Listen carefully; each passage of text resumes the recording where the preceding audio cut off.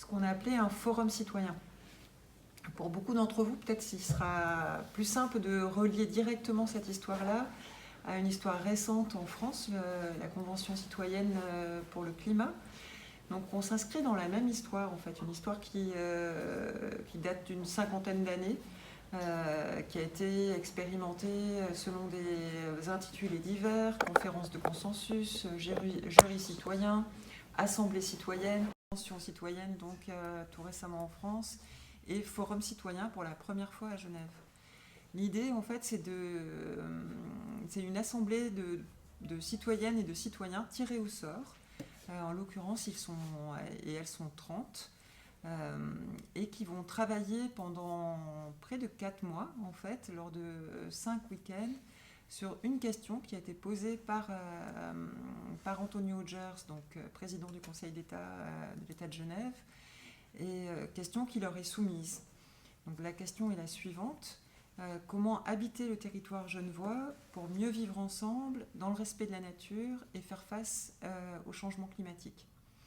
Donc ces 30 personnes vont travailler tout au long de ces week-ends pour élaborer en fait un avis, une réponse à cette question-là qui va venir nourrir la réflexion, l'action et éventuellement les politiques publiques en fait sur les différentes dimensions qui auront été travaillées par ce forum citoyen. Donc peut-être un petit retour en arrière, tirage au sort, comment, pourquoi. Alors pourquoi ? Parce que ça permet de mettre tout le monde à égalité. N'importe qui peut être sélectionné. Ce qu'on a fait à Genève, en fait, c'est qu'on s'est basé sur les listes électorales des communes, ce qui permet du coup d'avoir à la fois des Suisses, mais également des étrangers vivant en Suisse depuis suffisamment longtemps pour avoir le droit de vote. Donc il y a eu un tirage au sort qui a permis de sélectionner 3000 personnes. Ces 3000 personnes-là ont reçu un courrier les invitant à participer à cette expérience et leur demandant de faire un retour sur leur intérêt, leur disponibilité et de répondre à quelques questions sur leur genre, leur âge, leur niveau scolaire, leur niveau de revenu, leur lieu de résidence et le statut d'occupation de leur logement, s'ils étaient propriétaires ou locataires. Donc on a eu un retour en fait très important, 12% de ces 3000 personnes ont répondu en exprimant leur intérêt à participer, en répondant au petit questionnaire. Donc 12%, c'est 360 personnes. Et en fait, c'est un taux de réponse qui est très important par rapport à d'autres expériences similaires. Donc on était plutôt impressionnés par l'enthousiasme et la dynamique des personnes. Et puis, donc on a eu un deuxième tirage au sort pour passer à ces 30 personnes attendues. Ça s'est fait au cours d'une séance publique et qui a permis de tirer au sort en fait en prenant en compte les différents critères genre âge, niveau scolaire, niveau de formation, de rémunération, lieu de résidence et puis propriétaire, locataire de leur logement.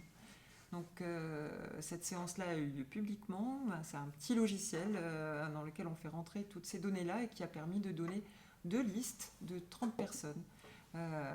L'une était bleue, l'autre était rouge. On a mis une boule rouge et une boule bleue dans un sac noir. La plus jeune personne de l'assistance de cette séance a donc choisi tirer une balle dans un sac, donc sans voir. Et je ne sais plus quelle couleur a été choisie, mais la couleur choisie, je crois que c'était orange, du coup, m'a donné la liste des 30 qui participeraient, qui seraient membres de ce forum citoyen. Et la deuxième liste était les réservistes, donc en cas d'impossibilité d'une des 30 personnes membres, autant de personnes qui pourraient prendre leur place en essayant d'avoir des critères les plus proches. Voilà, donc ça c'était le 15 septembre, deuxième tirage au sort, et l'installation de ce forum s'est fait tout récemment lors des rencontres du développement qui sont 4 jours de débats, dialogues sur les questions du territoire organisés sous l'impulsion de M. Hodgers à Genève.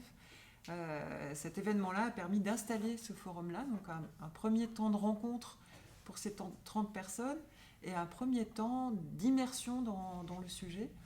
Donc sur cette question, comment habiter le territoire genevois pour mieux vivre ensemble dans le respect de la nature et faire face aux dérèglements climatiques. Un point qu'il est important peut-être de souligner, c'est qu'on travaille bien. Ces 30 personnes, effectivement, sont des personnes qui sont inscrites sur les listes électorales du canton de Genève, mais ils vont travailler sur les différentes échelles. Habiter, c'est habiter son logement, mais également son bâtiment, utiliser les espaces communs, mais également le quartier avec tous ces espaces publics, les activités économiques, les lieux pour les enfants. Mais ce quartier-là, il se situe dans une ville, dans une commune et dans une agglomération, dans un canton et dans une agglomération. Donc c'est toutes ces échelles-là qui vont être travaillées. Dernière petite précision, les personnes vont recevoir une formation de manière à avoir un peu un niveau partagé sur ces questions-là. Et ensuite, ils pourront identifier, choisir, sélectionner des experts qui viendront les éclairer en fait sur les sujets qui les intéressent plus particulièrement. Puis poursuivront leur débat jusqu'à la fin du mois de janvier où cet avis sera remis au Conseil d'État et à toute autre autorité qu'ils jugeront utile de mobiliser. Voilà.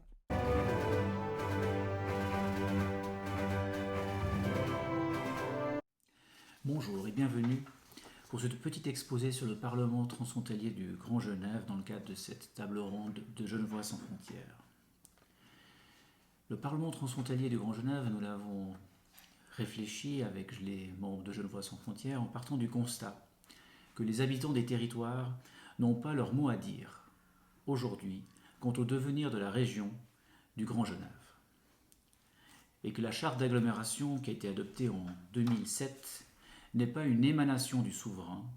Elle a été proposée par les services des administrations des collectivités publiques. Elle a été avalisée par les élus au sein d'une instance transfrontalière, le GLCT, mais n'a pas de mandat direct du souverain. Alors, quelle est la valeur ajoutée d'une telle charte ? Quelle en pourrait être sa teneur ?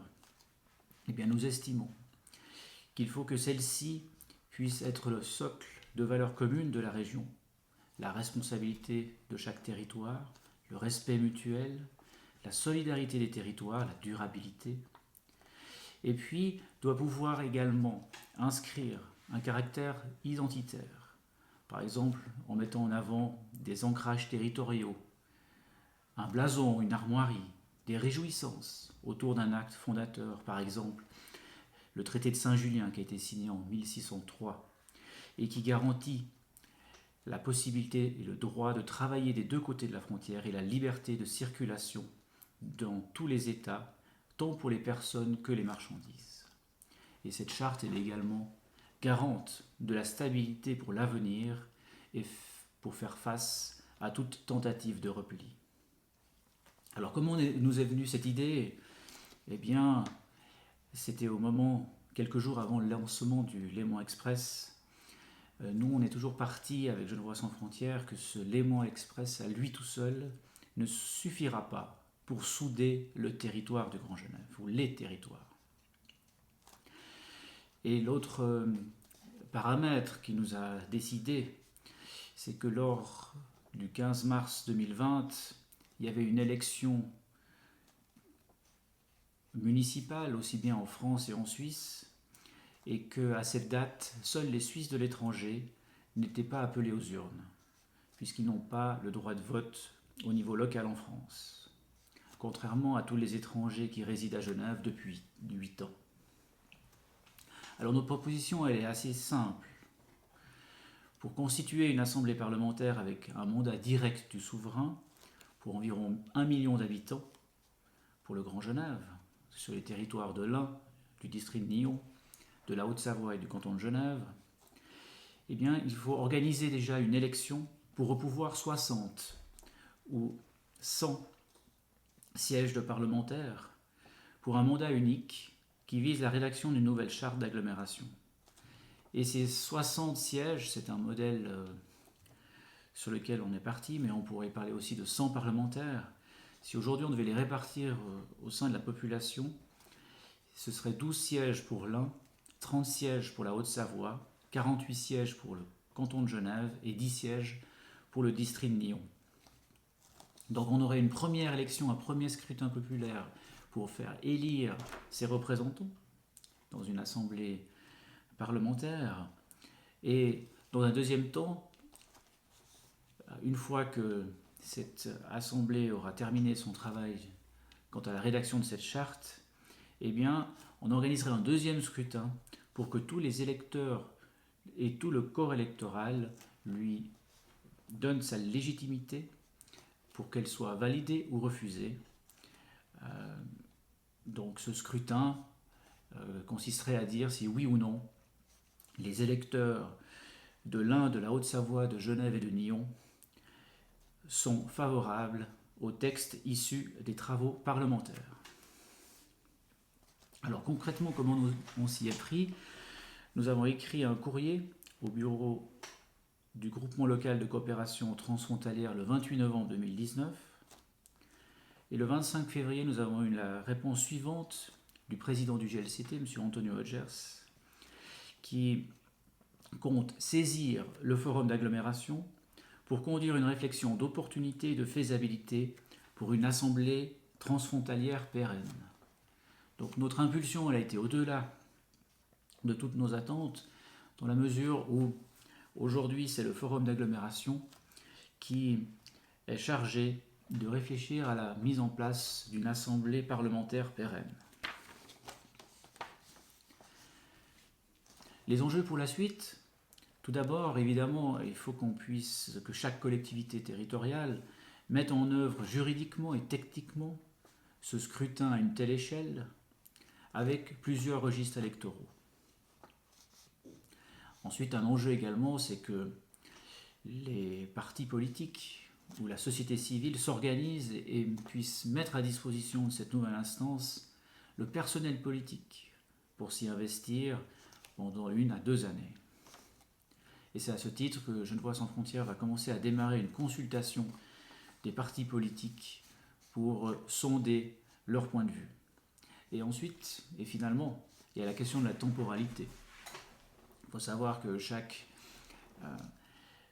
territoire est organisé et organise des scrutins déjà régulièrement. Par exemple, le canton de Genève, c'est assez simple, il n'y a pas d'élection avant avril 2023 et octobre 2023 sont les élections municipales et les élections fédérales. Par contre, le canton de Vaud, déjà l'année prochaine, le 7 mars 2021, il y a les élections municipales. Et du côté français, on vient de terminer les municipales et les sénatoriales, mais en 2021 déjà, ce sont les élections départementales qui prendront foi. Ensuite, en 2022, la fameuse élection présidentielle, et en 2024, les élections européennes. Donc voilà les enjeux, voilà les orientations de nos travaux pour les prochains mois, et nous vous remercions pour votre attention.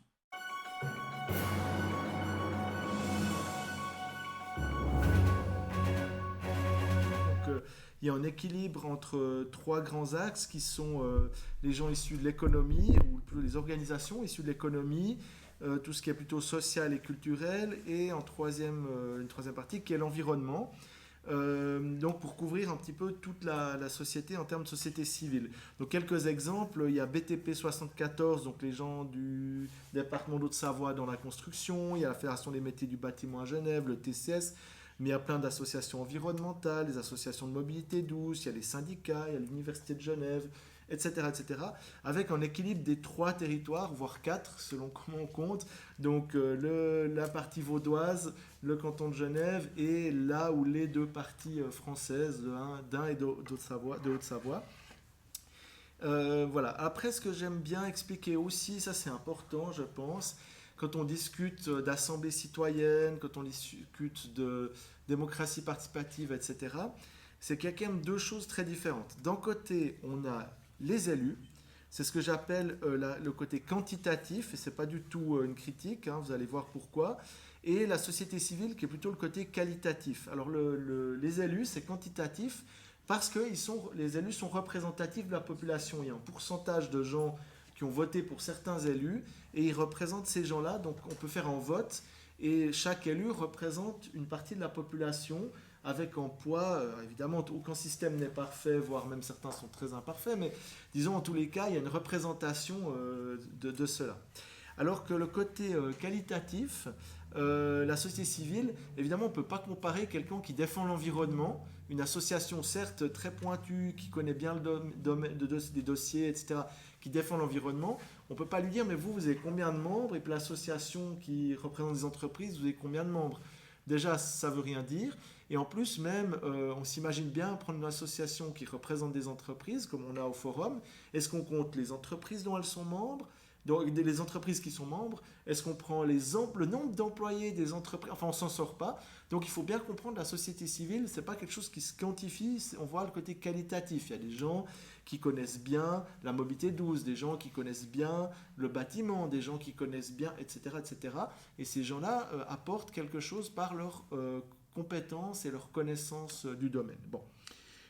Pour revenir sur le forum, on peut donner quelques exemples de travaux, parce que le forum a maintenant 7 ans, c'est le 2e mandat, donc il reste une année pour ce 2e mandat du forum, et les gens qui nous écoutent, et les gens qui sont autour de la table, dont Genevois sans frontières qui nous a rejoint au forum, et c'est très bien, comme ça on est tous dans le même bateau, les gens qui nous écoutent peuvent candidater au forum bientôt, c'est-à-dire d'ici environ un peu moins d'une année, pour la 3e mandature du forum.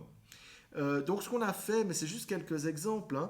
Le forum a travaillé évidemment, il y a une commission mobilité douce récemment qui a fait un immense travail, on a des commissions qui vont aussi interroger les gens sur tout le territoire, on a interrogé vraiment tout le monde, aussi bien la communauté d'agglo du Pays de Gex, que l'agglo d'Annemasse, que l'État de Genève, la ville de Genève, Nyon, etc., pour un peu récolter des informations et ensuite on donne un avis, voilà.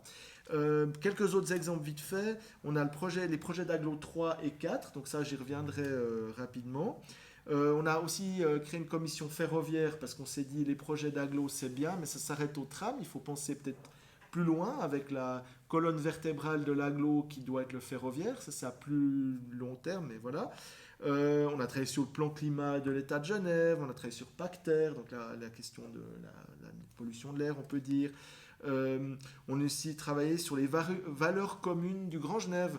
Alors certains parlaient de l'identité du Grand Genève, donc on a un peu mis ce terme de côté parce que ça rappelait certains souvenirs côté français qui n'étaient pas toujours très bons. Donc on est parti sur les valeurs communes du Grand Genève, donc ça rejoint exactement ce que Thomas disait, la question de qu'est-ce qui nous lie, et peut-être créer des événements qui nous lient, parce qu'il y a plus de choses qui nous lient que ce qu'on imagine, mais il faut un peu le mettre en avant. Voilà, les questions de participation aussi, de démocratie dans le Grand Genève. Une commission qui a un immense succès, et Gabriel Doublet, pour aussi en dire un mot, parce c'est aussi été un des grands artisans de ce succès, c'est le retour de la télévision suisse par les ondes dans tout le Grand Genève, alors, y compris côté suisse, mais c'est surtout côté français que c'était utile, puisque les gens résidant côté français dans le Grand Genève n'avaient plus aucun moyen de capter la TSR. Et donc, ça, c'est aussi un grand succès. Et voilà, donc ce qui fait plaisir, parce que vraiment, ça touche... c'est un résultat concret pour les habitants du Grand Genève. Oui, donc je disais juste que je revenais sur les projets d'agglo 3 et 4, parce que c'est quelque chose d'important. Et après, je dirais encore un dernier mot sur la démocratie participative. Les projets d'agglo 3 et 4, en fait, c'est Berne qui met ça en place, les projets d'agglo, et puis le Grand Genève dépose des projets, postule pour du financement, du cofinancement. C'est comme ça qu'on a eu des trams, etc. Et le Forum d'agglo travaille main dans la main avec les équipes donc, du Grand Genève, mais derrière les équipes du Grand Genève, il y a l'Ain, la Haute-Savoie, la partie vaudoise et l'État de Genève. Et on travaille vraiment main dans la main sur ces documents qui sont vraiment à la base de l'aménagement du territoire dans le Grand Genève. Et c'est ce qui permet de tous parler ensemble au niveau des élus, des techniciens, ou nous, la société civile, on réfléchit tous ensemble et je dois reconnaître que le travail est excellent à tous les niveaux. Il y a une vraie volonté de faire avancer les choses et de penser vraiment au bien de la population et avoir des réflexions assez... dans la prospective, c'est-à-dire vraiment pas chacun défendre son petit bus, etc. Évidemment, c'est le cas aussi, mais c'est bien dans le fond, mais vraiment dans une vision d'ensemble, et ça c'est très bien. Voilà, donc ça c'est le projet d'agglo 3 et 4. Donc là j'ai un peu présenté le forum, un peu présenté ce qu'on a fait, ce qu'on fait, donc vous voyez c'est passionnant, hein, et voilà. Et voilà, et puis après cette assemblée transfrontalière, donc effectivement c'est un des prochains sujets qu'on va pouvoir traiter, sur lequel on va pouvoir réfléchir ensemble au forum d'agglo. avec justement tous ces acteurs. Donc c'est aussi une richesse, parce que une fois qu'on arrive en travail, en résultat, ben on sait qu'il s'asseye, ce résultat, il se repose sur un large consensus d'acteurs très divers en termes de territoire, etc. Donc ça, c'est une très bonne chose. Et après, effectivement, la question, c'est que cette assemblée transfrontalière, elle est plus... Enfin, c'est le côté des élus, c'est la partie élus. Donc c'est les élus transfrontaliers. Donc ça veut dire qu'à côté de ça, il devrait toujours y avoir l'équivalent d'un forum d'agglo pour la partie société civile, je suppose. Et voilà, on va travailler dessus, on se réjouit et c'est une très bonne chose. Voilà. Merci à vous.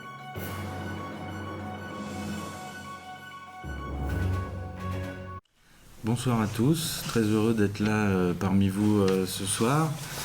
Je voudrais commencer par remercier Genevois sans frontières parce que vous êtes des combattants infatigables du dialogue transfrontalier, êtes à l'origine de très nombreuses initiatives pour défendre justement cette idée de citoyenneté et qu'on doit partager nos problématiques parce qu'elles sont forcément communes. Donc merci déjà de toutes ces initiatives qui sont vraiment les bienvenues dans le contexte que nous connaissons. Alors pour me présenter très brièvement, je suis maire de la commune de Saint-Cergue en Haute-Savoie, qui est une commune qui a une frontière avec la Suisse, avec la commune de Jussy plus exactement. Donc tout à fait pénétré par le phénomène transfrontalier. Je dois avoir 60% de la population active effectivement qui sont frontaliers, dont la moitié sont des ressortissants suisses.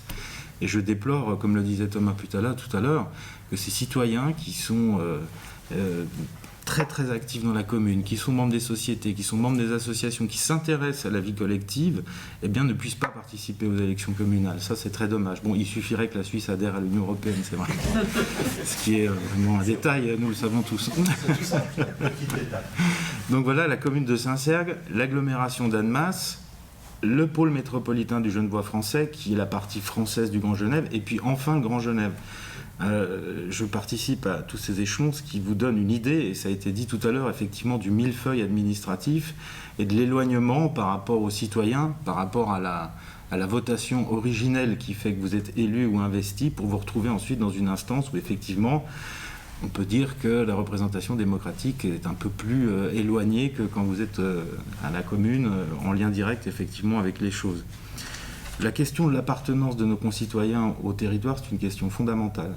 On a eu beaucoup de difficultés dans cette région, peut-être plus il y a certains temps, avec des mouvements populistes qui disent des choses et qui se répercutent des deux côtés. On a du côté français nos populistes aussi, tout à fait, c'est une chose tout à fait universelle que celle-là.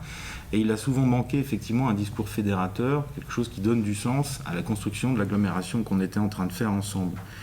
Denis Bucher l'a rappelé tout à l'heure, le Grand Genève, c'est cet effort de mise en commun de nos politiques publiques pour essayer de résoudre les grands problèmes qu'on a dans cette région, logement, emploi, mobilité. Il y a beaucoup de choses qui ont été faites, effectivement. Et dans ce cadre, le Grand Genève, effectivement, il y a 3 instances. Il y a le GLCT, on en parlait tout à l'heure, qui est une émanation des exécutifs locaux. Il y a le Forum du Grand Genève, dont Denis Bucher est un des co-présidents et qui a fait, comme ça a été dit, effectivement un très gros travail. La société civile s'est vraiment impliquée.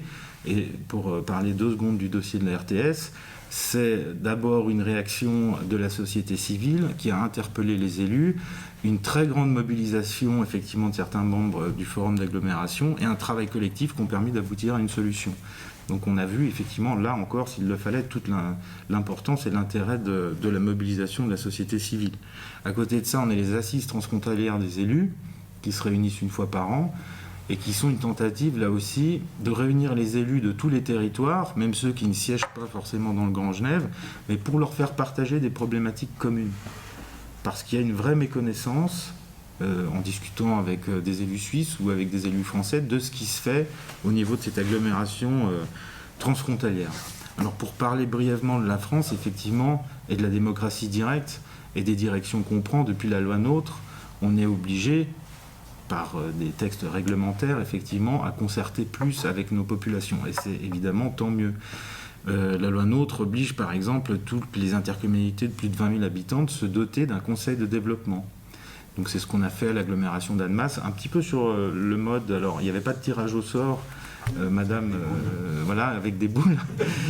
On était plus sur la base du volontariat des personnes, un petit peu sur le modèle du Forum du Grand Genève, mais ça a produit là aussi des bons résultats et on a des citoyens effectivement qui ont envie de s'impliquer et qui, pour parler du contexte actuel, en fait, ne supportent plus la verticalité. Ils ont besoin de comprendre les choses, ils ont besoin de les amender, de les critiquer pour qu'on puisse partager avec eux le bien fondé ou pas, d'ailleurs, de mesures qui sont proposées par le politique. Je pense que le temps de la verticalité est terminé. Il faut aller vers l'horizontalité, il faut concerter toujours plus, et il faut s'appuyer effectivement sur la société civile. On a vu les mouvements en France de contestation, les gilets jaunes. Voilà. Il n'y a pas que des problématiques économiques là-dedans, il n'y a pas que des problématiques sociales. Je pense qu'il y a un mouvement de fond aussi, des gens qui veulent avoir un autre rapport à la démocratie, qui veulent en être acteurs et qui effectivement demandent à ce qu'on ait des institutions qui puissent le permettre. Il y a vraiment cette question de l'acceptabilité en fait de tout ce que le politique met en place, qui peut être magnifique sur le papier, mais s'il n'est pas partagé par la population, sera un échec.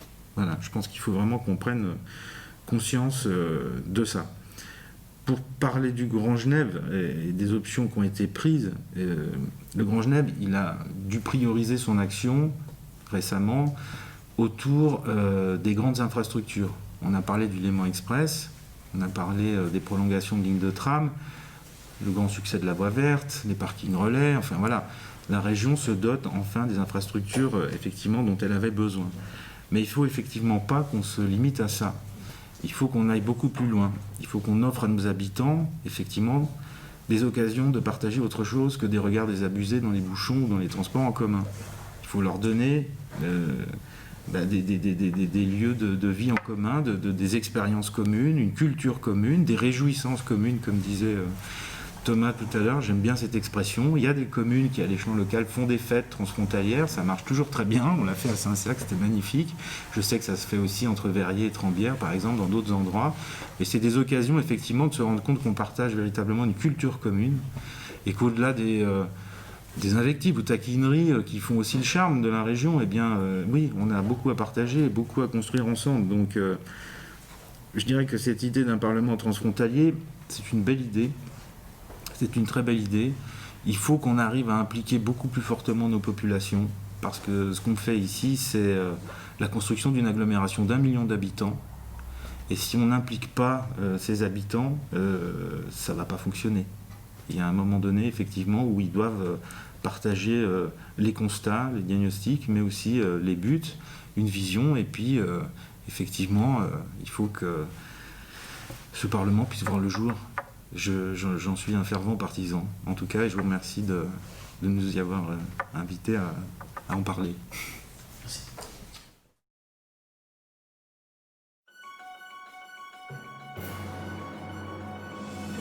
Mais cette initiative citoyenne est très très intéressante et elle mérite qu'on l'aborde aujourd'hui. Donc de quoi s'agit-il ? C'est une initiative à haut niveau présidentiel en France qui a pour objectif de réduire de 40% les émissions de gaz à effet de serre à horizon 2030. Et afin d'atteindre cet objectif, l'idée était de faire participer les gens, les citoyens. Donc il y a eu un institut de sondage qui a, sur la base de quelques centaines de milliers de numéros de téléphone, qui a pioché de manière totalement aléatoire, contacté les gens, présenté brièvement l'idée. Et le résultat a été la constitution d'un groupe de 150 personnes qui sont représentatifs de la France finalement. Donc on a 51% de femmes, 49% d'hommes. On a 6 niveaux de diplômes différents, y compris les non-diplômés qui sont représentés. On a 6 groupes d'âge différents qui respectent la forme de la pyramide des âges en France. Et il y a évidemment différentes catégories socio-professionnelles qui sont également représentées, y compris les gens qui sont en situation très précaire. Et il y a également au niveau géographique, donc les différents types de territoires, espace rural, espace urbain, petits villages ou grandes villes, et les différentes zones géographiques qui sont représentées. Donc ces personnes se sont réunies dans le cadre de 7 séances de 3 jours chacune, qui se sont déroulées depuis le mois d'octobre 2019 jusqu'au mois de juin 2020, avec les interruptions qu'il y a eu et puis les aménagements qu'il a dû y avoir depuis la crise sanitaire. Et il en a résulté, enfin déjà entre les séances, il y a eu possibilité de l'ensemble des citoyens français de donner, de partager leurs idées également, avec ces 150 personnes. Et il en a résulté un ensemble d'idées qui ont été présentées au gouvernement français et qui vont être finalement soit soumises à référendum, soit soumises à vote au Parlement ou alors appliquées directement. Donc c'est vraiment une idée qui est innovante, qui change un petit peu de ce qu'on a vu aussi de tirage au sort par boules de couleurs différentes ou d'autres idées de participation citoyenne qu'il peut y avoir. Et puis ça méritait justement qu'on en discute ce soir.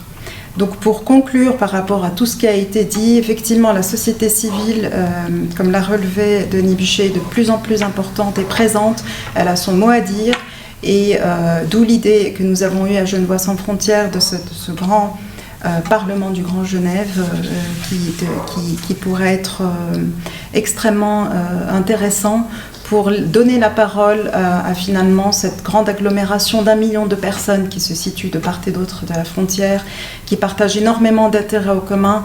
On partage un air commun, on partage des cours d'eau en commun, on partage des intérêts économiques.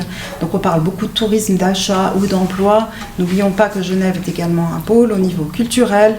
C'est un grand hub au niveau des transports avec l'aéroport de Genève, la gare ferroviaire, donc gare Cornavin, par laquelle on transite énormément. Et il faut vraiment creuser cette idée et quelle que soit la forme que ça prend, c'est une initiative qui est importante et qui s'impose d'elle-même en fait. Je vous remercie beaucoup pour votre attention.